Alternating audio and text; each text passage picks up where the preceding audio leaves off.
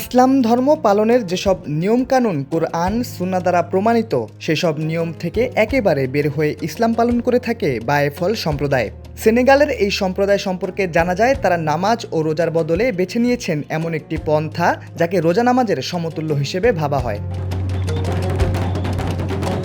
বায়েফল সম্প্রদায়ের বিশ্বাস অনুযায়ী পরিশ্রম, সেবা, সৎকর্ম এবং একজন শায়েখের প্রতি আধ্যাত্মিক নিবেদন নামাজ রোজার সমতুল্য। তারা নামাজ রোজা একেবারে পালন না করলেও নিজেদের মুসলিম বলে দাবি করে থাকেন। তাদের মতে শ্রেষ্ঠ ইবাদত হল পরিশ্রম ও সৎকর্ম।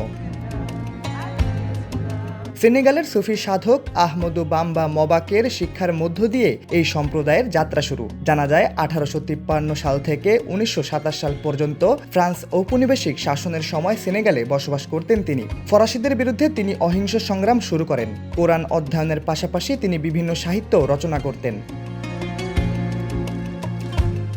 আহমদু বাম্বা মবাকের একজন শিষ্য হলেন শেখ ইব্রাহিমা ফল, যার নাম স্থান পেয়েছে সম্প্রদায়ের নামের ভেতর। মূলত বায়েফল আন্দোলনের সূত্রপাত তার হাত ধরেই। তিনি এই সম্প্রদায়ের কিছু মূলনীতি ঠিক করে দেন। কাজ বা শারীরিক পরিশ্রমকে আল্লাহর ইবাদত বলে মনে করতেন আহমদু বাম্বা। শায়েখ ও শিষ্যের মধ্যে কেমন সম্পর্ক হওয়া উচিত তা নিয়েও তার বিশদ ব্যাখ্যা রয়েছে। তিনি মনে করেন তার প্রবর্তিত ধ্যান ধারণাগুলো কোরআন সুন্নাহর সঙ্গে সাংঘর্ষিক নয়। তিনি আরও মনে করেন ধ্যান ধারণাগুলো নবী মুহাম্মদ সাল্লাল্লাহু আলাইহি ওয়াসাল্লামের সাহাবীদের উদাহরণ থেকে নেওয়া হয়েছে।